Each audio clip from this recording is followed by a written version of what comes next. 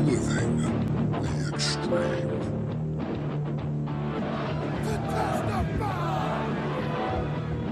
My name is Bubba Ray Dudley.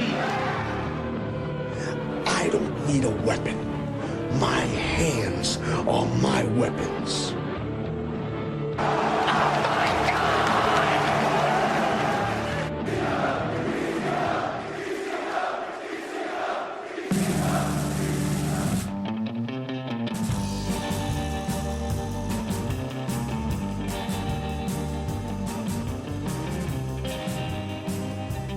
Are you sure you want to talk about this show? I mean, you are recording it. You recorded all that last stuff, right? Yes, I did.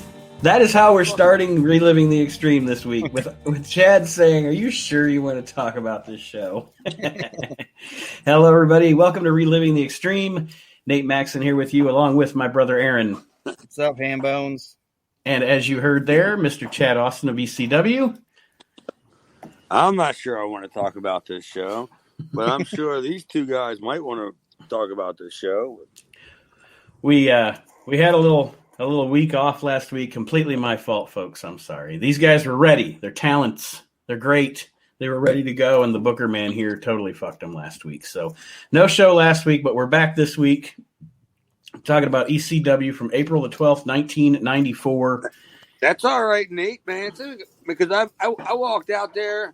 I walked out there on Tuesday to that mailbox at 2:00 when that guy put that envelope in there, and it was there. Yeah, I mean, I'm sorry I didn't call you and thank you because I didn't think I would have to thank you for you paying me. I thought, but it was a great gesture because we were off. Hopefully the hot dogs didn't spoil before they got there. Easy. Hey, you know what? The free T-shirt was cool though. But next time, extra large, man. Extra large. I thought I sent you an extra large. Well, you have. Oh, okay. He's a killer. Ain't that kind of show. I mean, if you want to go there. I mean, Aron, What? you posted in the We Can't Wrestle Facebook group a little bit earlier on a thing, and I'm gonna play along. I'm gonna play along, and I wanted to play along on the show. Aron posted a thing that said, "Tell me to name my 5 favorite anything." Right? Is that what it was? Top 5 favorite anything? Pretty much. All right, I'll play along. Tell me your top 5 favorite sandwiches. I like a good Italian sub, Like a salbalomo. a patty melt, a sloppy Joe.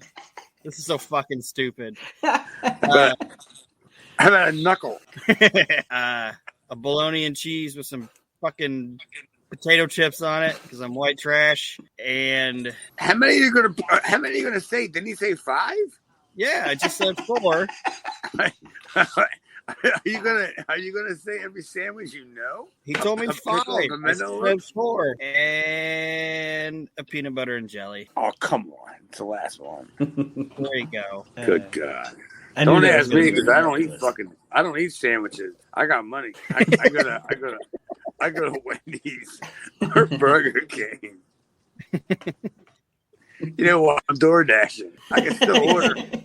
I mean, He's eating the food he's DoorDash and be like, I thought I ordered 2 sandwiches. Be like, I don't make the orders. I just deliver them. I just deliver them. You got to call the restaurant. I pull into the drive-thru and I say DoorDash, and they say, "What's the name?" And I say Dominic R. And I go, "But can I add to that?" And they go, "What do you want to add to it?" And I tell them I'm gonna, whatever it is, double cheeseburger. And then I end up getting the receipt. And then when Dominic gets it, it has his receipt and it also has another $1.69 that he didn't pay for. So I think he thinks that he bought me a fucking cheeseburger from Burger King. And then he takes it up with Burger King, and they have no fucking idea what's going on. And you're free and clear. I had the worst day with DoorDash today. Everything that could have went wrong went wrong. The app wasn't working. I was getting lost. I was delivering the wrong food to people. Like I've always told Jess that I wanted to live my life like Jack Tripper, and today was that day. I wanted to live my life like a cross between Jack Tripper and Cosmo Crane. And if I could, today was that day. I was tripping over people, stumbling, fumbling, almost dropping food, but pulling it off, kind of stuff. And I'm like, oh yeah, this is gonna be a good one. When he came through the door to come home, he kind of slid into the living room. When I was delivering the food, I slid right into the building. This is gonna be one for the ages, folks. Yes, it is. Our source material is fantastic, isn't it? April the 12th, 1994, the episode of ECW. The show begins with a recap of the stuff we already saw last week, and you notice they cut out the fun part of Hawk's promo. Yeah, they got rid of the butter muscles. Yes, they got rid of the butter muscles, which was the best part of Hawk's promo. I don't understand. Was there a problem with the network with the butter muscles? I mean, how could they have a problem with the butter muscles? It was the best part of last week's show. Yeah, they show you everything else. I think they still even threw a video of him clotheslining the Tahitian Prince from like 2 years ago. They did. Like, I'm just going. They're just trying to fill time with this. They showed the sports bar footage, from whenever. See, I didn't see that. I didn't know they showed that too. They're just digging up whatever the fuck they can dig up. Oh shit! Some shit's going down across the street. Uh-oh. It's not at Chad's house? There's no ice cream truck at Chad's house. It's at your house. There's like fucking 4 cops over there with like lights and shit going on. Anyway, I'm going to stay out of it. Yeah. No, man, don't be like the other Hill Jacks in this town. Try to get involved in it. I'll just be like, he went that way. I don't fucking know. I'm recording a podcast here. Move along, Copper. So we open the show with the recap of Hawk and Douglas from last week. Joey Styles is in the Eagle's Nest talking about the fact that in 4 days at the ECW Arena, April 16th, it's going to be Shane Douglas versus Road Warrior Hawk for the ECW Championship, and now Jay Sully is still around. Was this the first time that they had the ECW banner behind him? No. I think we brought it up, 2 weeks ago. Well, I thought we brought up the apron. I didn't remember the banner, but okay. I'm probably wrong. You know what? I think when we brought it up because it was probably an insert of an interview that was probably taped later on, and it wasn't on the rest of the show. And I know it was on last week's show. I remember seeing it. But as far as the show we're doing tonight, the only thing I saw was the canvas. The interview. Jay Sully is here with Sherry and Shane Douglas, and Jason comes in. And the shit show starts with Jason and Jay Sully and all of this. Aaron, I know you got shit. So I know you got something for this segment. Well, Shane's talking, and then Jason shows up, and he says that first off, Sully calls he calls Jason idiotic. So if Jay Sully's calling you idiotic, you got a problem. But then Jason says that the services of Mr. Hughes and Jason doesn't come cheap, but it always comes. That's what he said. Yeah, that sure is. He just laid that egg. That must have been the bad joke that I wrote after when I said Mr. Hughes promo, and I wrote bad joke. That was it. Yeah, I didn't write down what it was. And did you guys see Sherry's reaction when he said it? I didn't. He says it, and she just looks at Shane and doesn't even try to hide the fact that she's just like, Jesus Christ. She turns around, looks at him, and it's just like, Jesus. Good. Jason is a bit of a ham bone. He's not my ham bone pick of the week. Keep going. Sorry. Sorry. It's like you're distracted. The Pops is right across the alley. So Marty Jannetty's already in the ring. No, Marty Jannetty. Aaron's got movers. It sounds like going on over there. Well, I don't know what the hell he's got. Lawn care. What the fuck you got going on at this late at night? Jason, of course, brings in Mr. Hughes, who is going to offer his services, of course, to Shane Douglas here, as Aaron said. Jason makes a bad joke, makes fun of Sully's suit. And then we get a Hawk promo. And I wrote down here in quotation marks, it hurt like some pain feels good. So he did say those words in that order. It hurt like some pain feels good. That was part of that promo. Hawk's promos, he is completely blasted in every promo he cuts in ECW. And he's like, I'm not into S&M. I mean, I got the spikes and stuff, but I'm not into S&M. It's like, what the fuck is he talking about? He also said it hurt bad, but good, but not in the bad way. I'm not into S&M. It's like, what the fuck is he talking about? It's not Road Warrior Hawk. His new gimmick in ECW is Rambling Hawk, because that's what he does. He's just rambling. I got to be honest. I probably ended up checking out at that point because it hasn't rained here in weeks, so I thought it would be a good time to go up on a ladder and clear out the gutters, the rain spouts, because they're expecting some rain this week. So I totally missed out on that segment. So it sounded like it was a dandy. You didn't miss anything. It was terrible. Absolutely terrible. Like, these Hawk promos are just awful. They're awful. Yeah. It's just like, it's kind of somewhat changed my opinion of Hawk. Like, I was like, I didn't know you had a better opinion of Hawk, but all right. I did. I didn't have to pee. The fucking cop showed up. Because you had to pee? No, he said some fucking naked dude jumped a fence or something. Because he had to pee? He said, "Have you been out here long?" I said, "Maybe an hour." And he said, "Did you see a naked guy jump the wooden fence over there?" And I said, "So you no. were jumping fences naked? Not in me. that little bit of time you were gone from the show? Not me." He was asking if I had witnessed that, and I said, "No." Oh, yeah. Oh, you lied. Yeah, you did, because you were the guy doing it.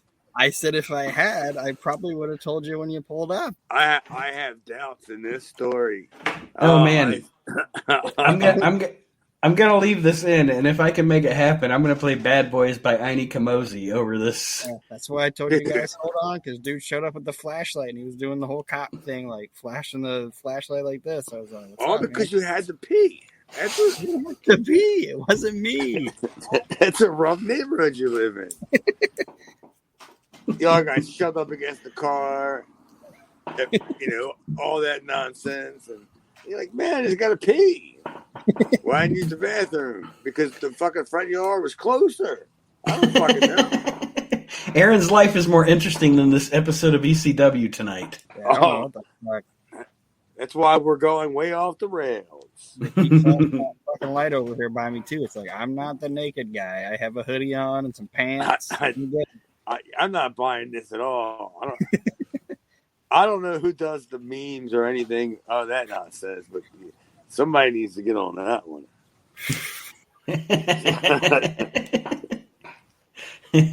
Naked Aaron's on the fence on this one. No, it's not. Yeah. If I'm you had to leave the show to go pee, and then you had an altercation with a cop because you were naked.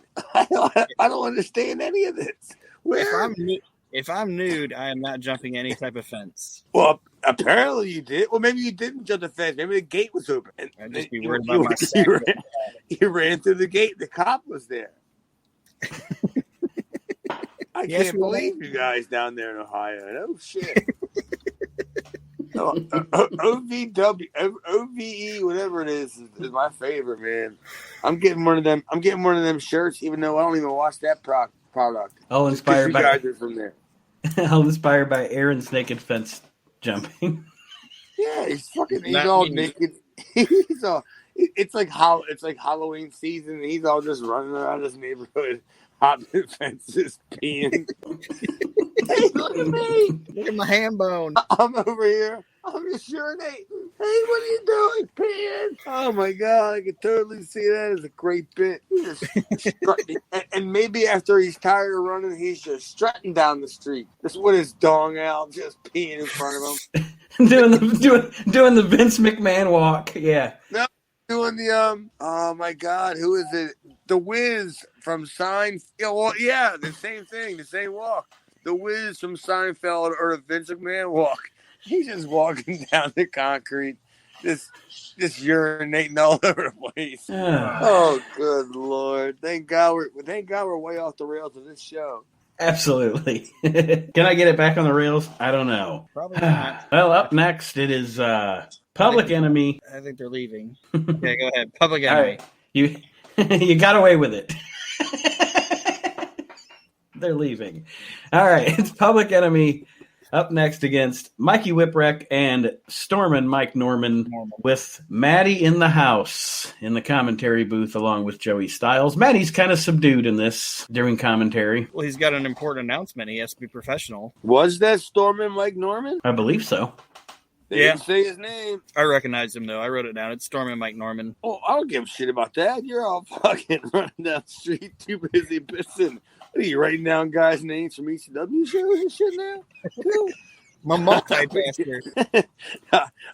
Yeah, they didn't say his name, and I didn't know the guy from shit. I had no idea who the guy was, and I thought they called him something like Dewey Wilson, like later on while they were beating up, but that could have been like some name that Joey was throwing out for like a state athletic guy or something like that. You know, like Yeah.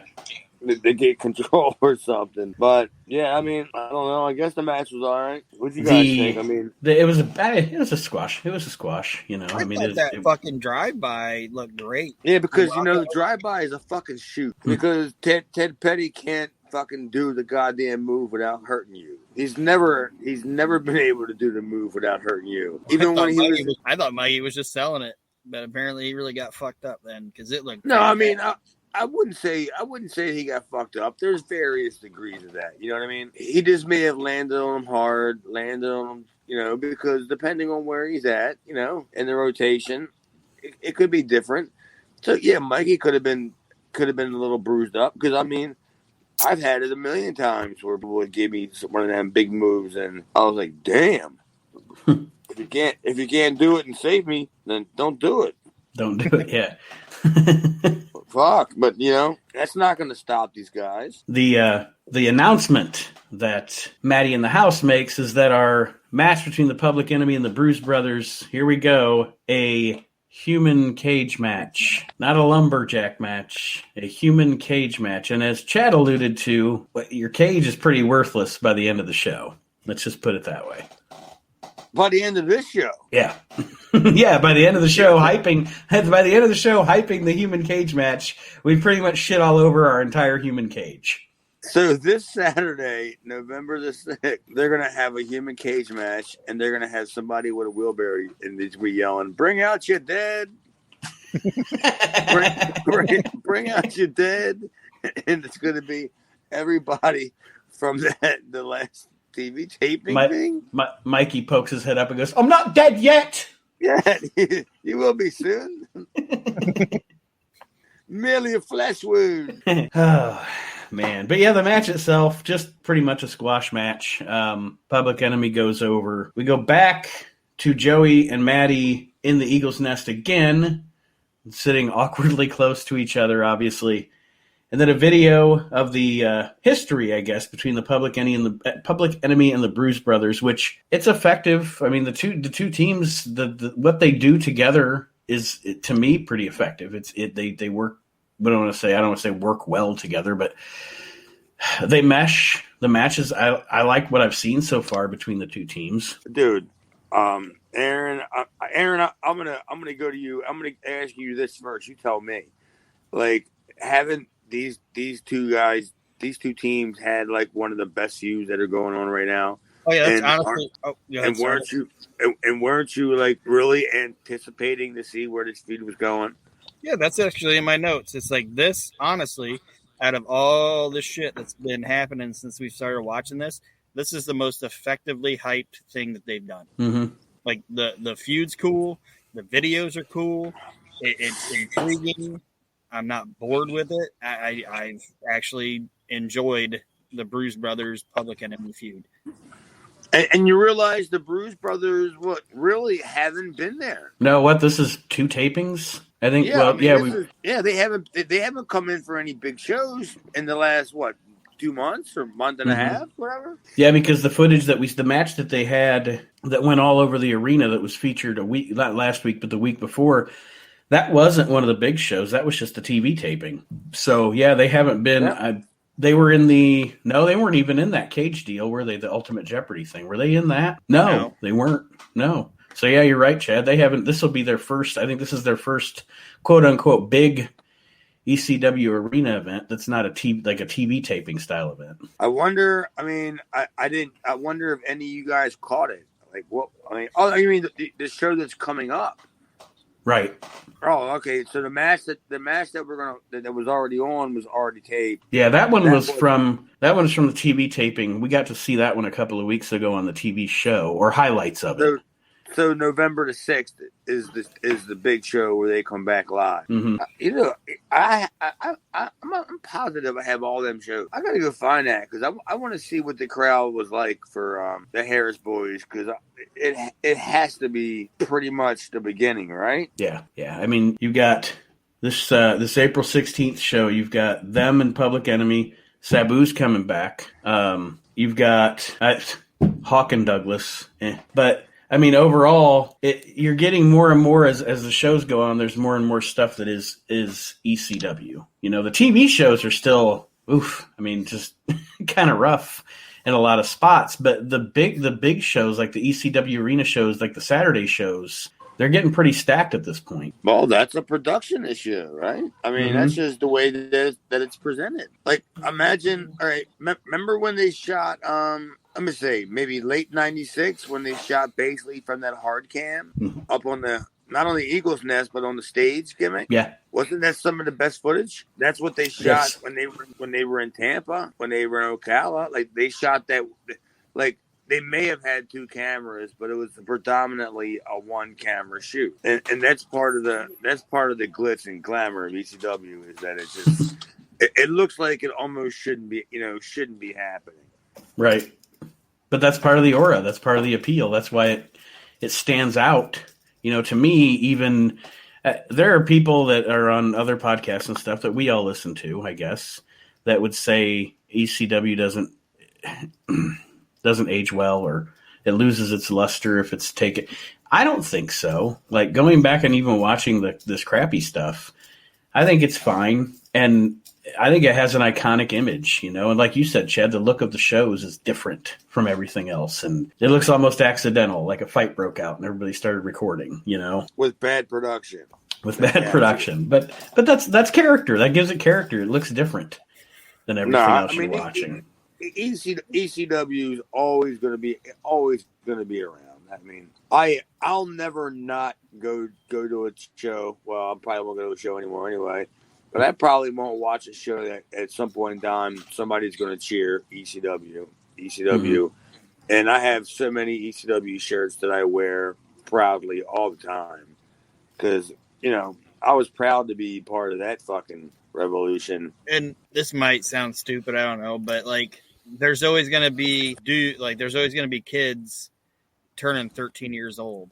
And now the network's out there's always going to be 13-year-old dudes that find ECW and be like, holy shit, this is fantastic. You know what I mean? So it's always gonna find a new audience. It's like, this is cool. And well, I don't know how long. I mean, I understand that. Yeah, for decades and decades and decades, people are going to want to be searching the Rob Van Dams and the Sabus and the Tazes, Sandmans, Dreamers, Ravens, but I just don't see a whole bunch of big numbers for the Chad Austins. What I was going to say was, hopefully when those 13-year-olds discover ECW, they don't discover it by watching that Eddie Gilbert stuff. I think they would look at it like we do and just laugh and be like, this shit's ridiculous. It's so ridiculous, it's fun. It's like watching a bad fucking movie, you know? It's like watching The Toxic Avenger or like an Evil Dead. It's so good. bad. At least Toxic Avenger was a good bad movie. Jesus, I tell you what, if we don't fucking get this show going, moving further, this is going to be a 2.5 hour show. Well, let's roll on here because the next segment got this human cage nonsense and the next segment that surgery and stuff that we're going to watch is the one that has my ham bone of the week in it. And no, it's not JT Smith or Jay Sully, but it is Jay Sully interviewing JT Smith, and he's talking to JT about winning the TV title. They say he needs to have his knee scoped. He says he's not going to have his knee scoped. He demands to defend his title, a homecoming at the ECW arena, and he's going to be facing the Pit Bull. So before we get to the Pit Bull, what do you think of the JT Smith promo, guys? I understood 32% of it. Well, that's fucking 62 and 62. Whatever that is, then that's what we got out of that promo between two of us. Because I didn't understand much either. I thought that he was yelling at Jay Sully for not getting his car washed. I thought he was just yelling, like, what's like, you know, he's like, what's the matter with you? What's the matter with you? Where's my car? You know, I don't know. Whatever he said. I mean, I'm sure it was something about what Tommy Cairo or whoever it was. Who was it against? He's talking about the pit bull. And wait, okay, well, yeah. I'm sure he mumbled something about the pit bull. Well, pit bull this week is my ham bone of the week, and here's why. The pit bull comes into this screen, okay? And he's cutting the promo on JT Smith about kicking his ass. However, the fucking camera. He keeps looking. He's cutting the promo on JT Smith, looking at the camera instead of looking at JT Smith. And I'm like, "Would you look at your opponent?" I'm screaming at the TV. What the fuck are you cutting your promo to the camera for? So yeah, he's never been on before. Pitbull is the ham bone of the week. Well, if this is your week, you can pick the ham you want. But the promo. No. Oh, then I disagree. I don't think he should be a ham bone. But go ahead, it's your week though, so you pick him. The crazy thing about the promo was I mean, there is some nonsensical, like I'm going to rip your knee out and eat it, but the promo in and of itself is a good, intense promo. It just was driving me nuts that he was looking at the camera and not looking at JT when he was talking to JT. If that makes sense. It was one of them. Whatever. I don't know what year to say it was. Whatever. 88 to 91 Ultimate Warrior promos. That's all it was. One of them. I'm gonna fucking shake the ropes and I'm gonna tell you I'm gonna say a bunch of nonsense, but I'm gonna say it with enough intensity that you'll think I'm saying something. But that's how them guys were brought up, because Gary was brought up a couple years before me, and that's how they did it, like that, because they worked a lot of shitty shows, so it's not necessarily their fault that they do crap like that, because it's not necessarily a bad thing, you know. Yeah, it might work somewhere. A question from me to you, because I'm actually honestly, because of that scene and everything, I'm naive about Gary Wolf before ECW. Were him and Anthony Durante a team? Because Anthony Durante hasn't come into ECW yet. Were him and Anthony Durante a team before ECW? Yeah. Did you do your homework on this? Are you trying to get me to say it? No, I'm totally ignorant to it. I have no idea. Oh, I think they were a tag team like in 89, 90, maybe not, 91. They were called the American Pitbulls, and they worked over in South Carolina for goddamn, who was the longtime reigning junior champion for NWA? The old guy they brought in Mike Jackson. No, the old guy, Nelson Royal. Okay. Yeah, they worked for him and a bunch of other people that worked down in the Carolina area and stuff like that. And I don't know what happened, but they got a tour to Japan, and that's when I think Kevin Sullivan saw them. Mm-hmm. Well, that's why I asked, because they didn't come into ECW together, obviously, because Durante's not with Gary Wolf at this point. So, and I honestly, I was ignorant about that before ECW. I had no idea. Well, I was going to finish your answer. I think that they didn't, because the reason why they didn't come in together, because I don't think one of them was eligible. Kind of penned up, busy. It's all coming together. Yeah, he was occupied. He wasn't a collegiate athlete at Penn State. He was just at State Penn. Yeah. So at the end of the promo, the Pitbull decks JT Smith, lays him out. And that's the end of that. Anything else on that segment, Aaron? No, it was trash. It was really bad. Nobody did a good job. Sully just stands there like a deer in the headlights. As he should. That's his MO. So the next thing up here, oh, look, it's Superfly Jimmy Snuka with Hunter Q. Robbins, and he is going up against, yes, that's right, Surfer Ray Odyssey. I love Ray Odyssey. I actually thought it was me. Not that I was Ray Odyssey, but when I saw Snuka come to the ring, I thought they were re-showing the match against me because he did the same stuff. So that's when I kind of got up and I walked away going, I'm not going to watch him against me again. And then when I saw Surfer Ray Odyssey, I ran back in the room. Good thing Sandman gave up his wetsuit a couple weeks ago. Who did? I said, good thing Sandman gave up his wetsuit a couple of weeks ago. we might have had a, a feud over the wetsuit here between those two guys. I don't. Yeah, that's a long way to go for that one. But They could have done like a Sting gimmick. It's Imposter Sandman. good Lord. Okay, I'll give it to you. All right. I'll crack on that one.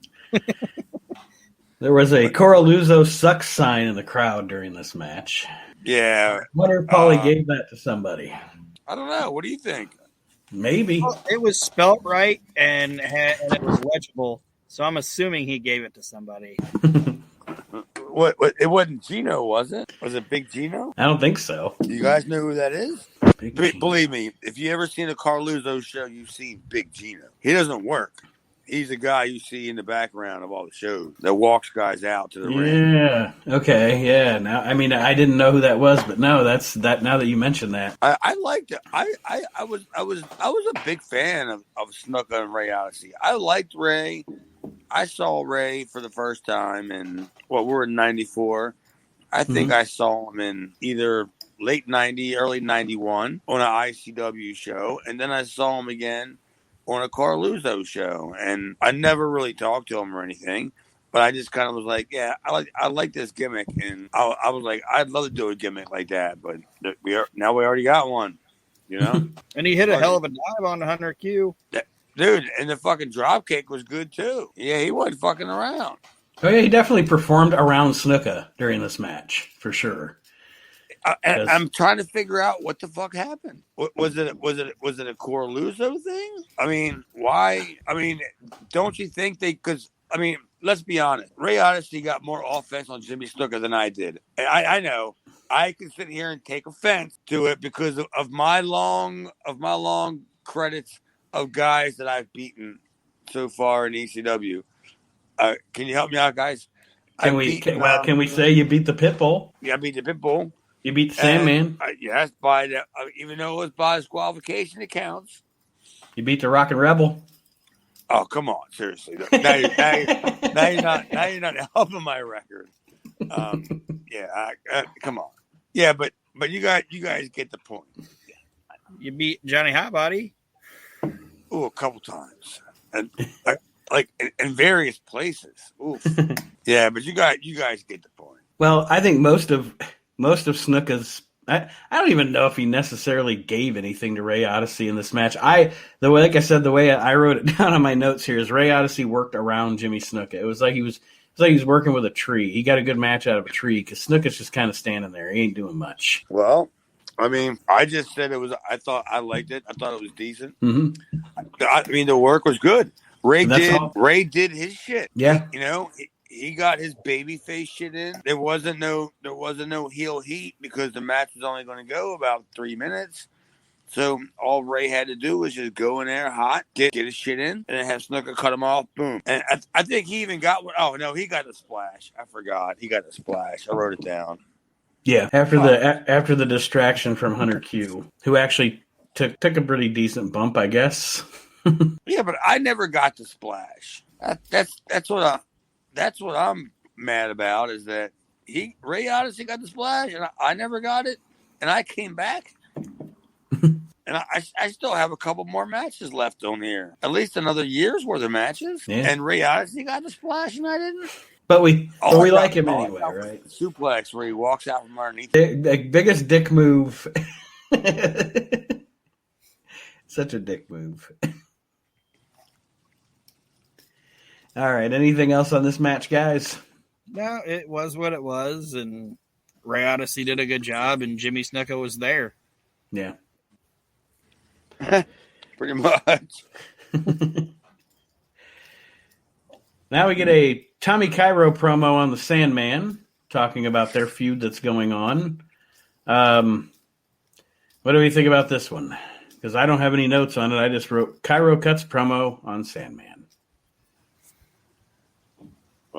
Aaron, if you don't have anything, I would say they showed the ECW Arena show for the next show, and Shane Douglas and Dreamer versus Rebel.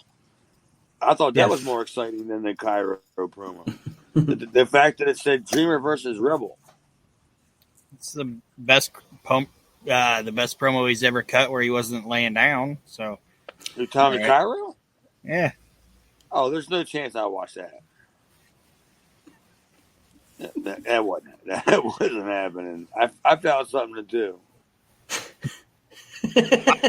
Tommy Cairo promo is the one he cut on fucking Sammy Callahan. On our show, yes. On our Do you remember that, Chad? No, fuck no. No. I'll go It back. looked like a little bull dyke. It was great. But anyway. Well, Dreamer Now we go- versus Rebel. Can't wait. Yeah, Dreamer versus Rebel is going to be on this April 16th show. And they made a big deal about it, too. They're like, just announced. Like, it was this huge deal. Dreamer versus Rebel coming up. And that leads us to Tommy Dreamer versus the Sandman.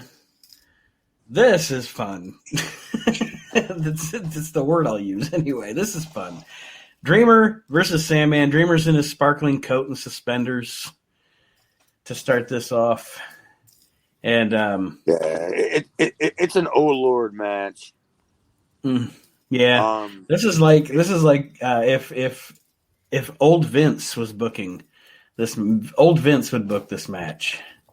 Because we have a deal where the referee, now Sal Balomo is going to be a special referee in one of these matches at the ECW arena coming up on the 16th of April. That's the story here. Hence, Sal apparently has a referee's license. So the referee goes down during this match. No, that's not true. He doesn't have the license yet. The angle is when the spot happens, when all that schmaz stuff went on, and Sal come out, and I wrote it in big letters. Sal comes out. I was like, oh, this is great, and he counted 3, but then he put the referee's shirt on, and Joey Styles says, I guess Sal may have just earned his referee's license, so he really didn't have it for the angle, which is the way it should be, because if it was the referee's count, it was finalized. Right. So that's how you get a referee's license. How you just run into a match and put on a shirt and count to 3. Never knew it was that easy, folks. Dude, I don't understand why more of these sports stores don't sell referee shit. I mean, you can get involved in a 24/7 title. You know, you can just end up just running around. You can just show up at any building, any building that's running shows, and you're wearing a referee shirt. Just walk around backstage. What are they going to say? They don't know who you are. You just point at your shirt. It's official. You just point at your shirt. It's official. I'm just on break from Foot Locker trying to find a Cinnabon, and a match broke out. All right. I'm not going the Cinnabon route because I had an experience this week. So if we want to, we can do that on another fucking program. That'll be the lights out segment. The after dark. Dark side of the Cinnabon. That did not end up so well. Oof, that was a rough ride home. I can't wait to hear the story. Well, we only got about 5 minutes, so. The Sandman attacks Sal with a chair at the end of this after Sal screws him out of his victory here over Tommy Dreamer. We get a Paul E. Dangerously promo. First, he addresses Crash versus 911 coming up at the April 16th show. And then he says he does a great job, as he always does, of hyping the next show. He does a great job here of hyping the return of Sabu to the ECW arena. He's working off of all you've already seen from Sabu. And again, folks, I'm like a broken fucking record, but like I always say, if you could transport yourself back to 1994, you would realize how different seeing someone like Sabu on your TV screen was. So Paulie takes this time in this promo to remind you of the insanity that you've seen from Sabu so far, and he's coming back to ECW Arena, and he's going to take it to a whole new level on Saturday. That right there would have got me in the arena. But they don't even tell you who he's fighting. Do we know who he's fighting? Did you look it up? No, but good job. And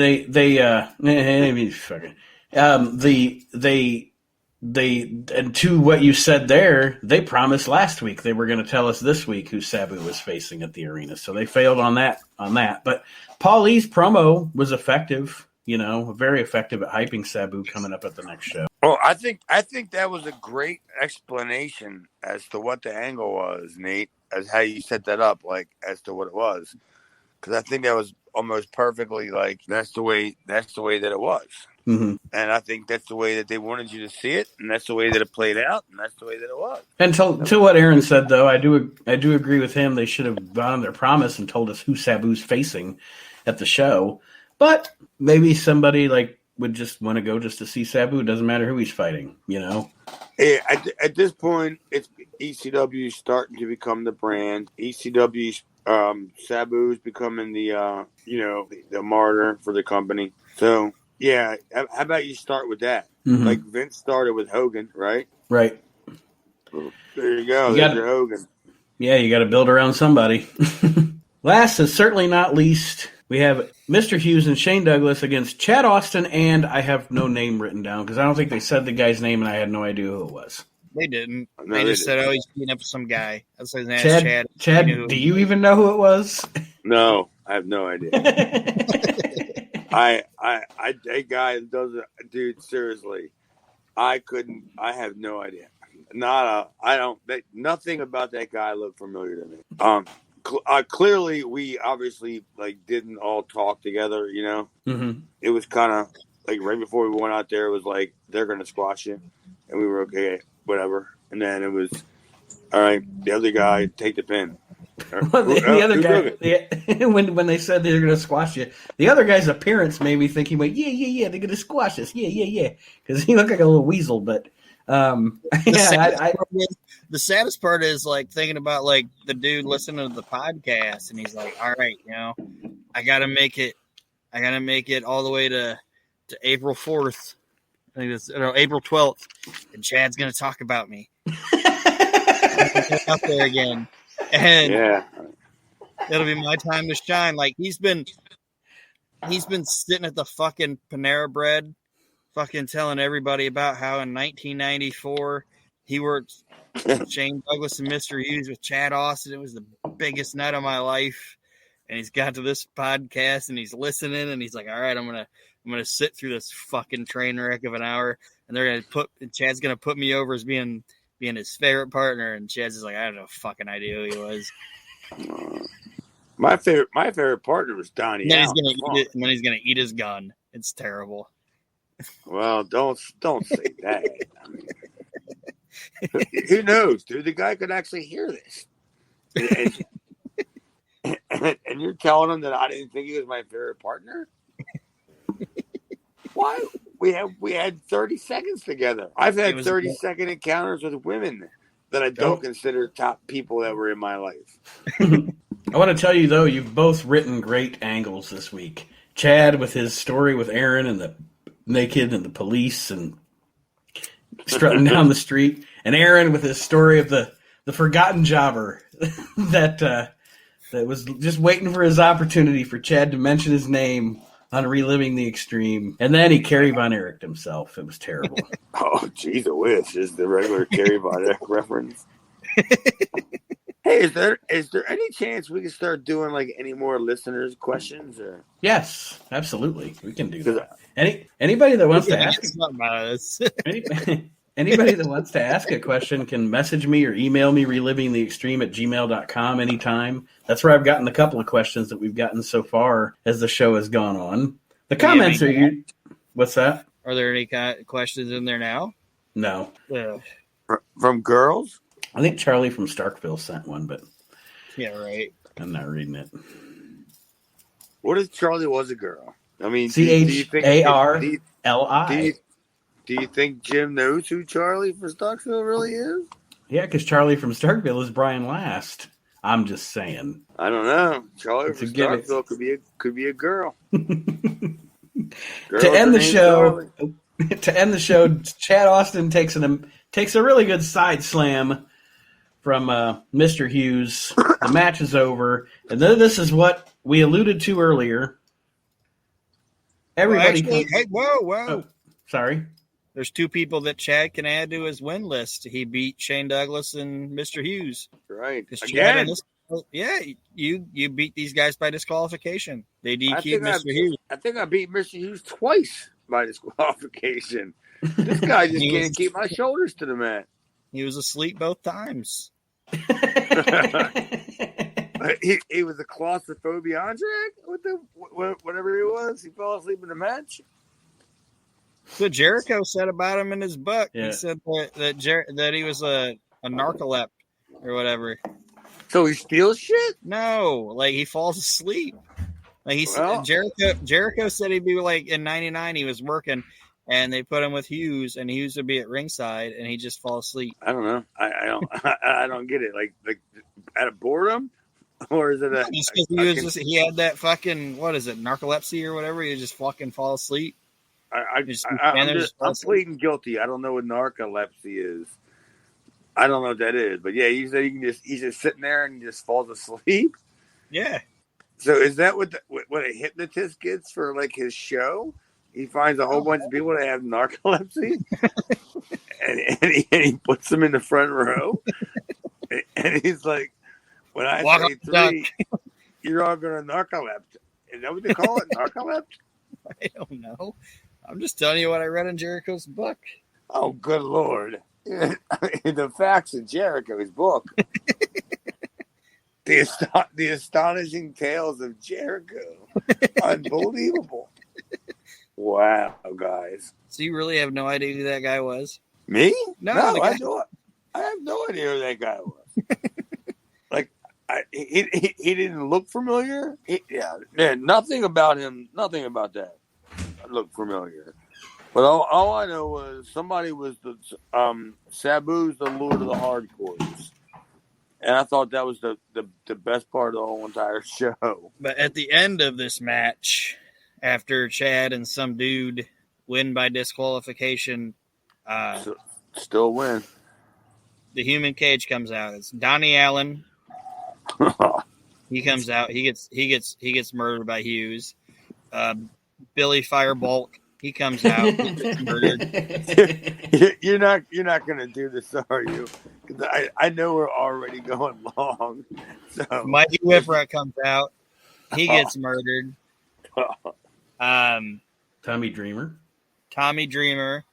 The guy we didn't know from last week that I named Little Pedo, he comes out. He gets knocked out.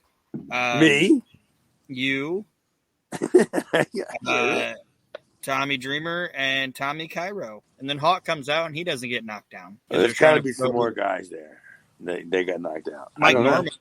Stormy Mike Norman. I wrote him down. He came out. Yeah, he came. It was a who's that of professional wrestling came out and got knocked down by fucking Mr. Hughes. He said Billy Fireball. I worked him at an ECW TV taping, and I gave him the 450 splash, and it wasn't that great. Like it wasn't good. I don't know what it was. Whether I didn't get over. It wasn't him. I think it was me or the ropes or whatever. And match never aired, man. And it's right around this time. It's because now when you start to see me in a little while, I think I start getting some wins in a little while. The end of this, Hawk gets a side slam from Mr. Hughes, and he starts to get double teamed by Douglas and Hughes. That's kind of how we go off the air with this thing. But yeah, I mean, Chad, you're absolutely right. They were like, it's going to be a human chain. All your ECW superstars, they're going to be able to hold in the Public Enemy and the Bruise Brothers. And now they all got beat up by Curtis Hughes. Good job, ECW. Yeah. It wasn't the greatest promotional job for a gimmick, but, you know. And Shane missed the ball, man. The minute they knocked Hawk down and left him down, Shane should have grabbed the mic and been like, Who's a flippin' flap sack of butter muscles now, bitch? Oh. And just left. Well, the only problem with that is he didn't. and yes, he should have. He should have called him Butter Muscles, maybe a couple times, and then even try to do the gimmick where you get the crowd to cheer it. Butter muscles. All I do is yell butter muscles outside. The car just rode by revving their engine. It's all the rage. It's all the rage in Baltimore. The butter muscles. Well, I had that for dinner tonight, actually. I had a half-pound of fried shrimp, pound of butter muscles. Well, overall, I think our tone has discussed how we feel about this show this week. We've taken the listeners on quite a ride. This show sucked. It wasn't very. It was not very good. You are correct. Our show is fantastic. Our show didn't suck. Our show is fantastic. The ECWs. I have a story that I told Jess that I was going to tell today, that I said would make this the greatest fucking podcast ever, and then she goes, "You're not going to say that, are you?" And luckily for us, he just didn't have enough time. I want to hear it. Oh, maybe on the next adventure of this fucking Jabroni journey. Jabroni Journey, I love it. Is that the name of the show? Jabroni Journey. Well, I want to thank all of our listeners that listen to this Jabroni Journey every week, because you have made us out of the, when you look at the rankings for Apple Podcasts for the wrestling category, it literally says 1,000 plus, because to be perfectly honest with you, there are tons and tons and tons of shitty wrestling podcasts out there. I'm sure you've all heard them. But I want to thank you all, our listeners, for making us number 132 in the wrestling category on Apple Podcasts. When you think about all the podcasts that are out there, that's a pretty good number. So, and I think Aaron and Chad would agree with me that we're pretty proud of that number at this point. And I think it's good stuff. Well, I mean, it's completely indicative of what's the old saying, Aaron? Like what they used to say back in the the 60s and 70s, how the garden goes, the business goes. Yeah. Well, that's the same thing that goes here, huh? The garden's the garden. The garden's the garden. Yeah, but that's how you know how the business is going. If the garden's drawing, then everybody's drawing. But yeah, if pro wrestling is hot and we're upticking and we're picking up new listeners, then that just goes to tell you how people care about the business and they want to hear about stuff like what we're talking about. And I want to thank Chad and Aaron for helping us get there. They are the stars of the show. I'm just here to hit record, usually at the wrong time. But that being said, yeah, Mr. Ross, a fucking promo between Chad and his neighbor, man. Fucking hit record, Nate. Dude. I said it, Chad. I'm telling you. I said, Nate, fucking hit record. Hit record. Dude. I'm actually disappointed in that, man. That was great, dude. I don't understand how you didn't catch that. Wait till I tell Jess, dude. She's gonna call you a complete and utter boob. Nate is ham bone of the week. Ham bone of the week. She'll probably wonder why I even do business with you two fools when I tell her what you did. Yeah, that was good. That was disastrous. All right, now that my balls have been properly busted, Aaron, any parting words for our listeners this week? Well, I just like to thank the 12 of you that are listening. I appreciate it. Listening over and over and over again, apparently. Yeah, just keep repeatedly downloading it so we can get to 131. If you're not yet, join our Facebook group. And if there's any chicks out there, send nudes. That's it. Thank you for joining us, everybody. We'll see you next week as we continue reliving the extreme.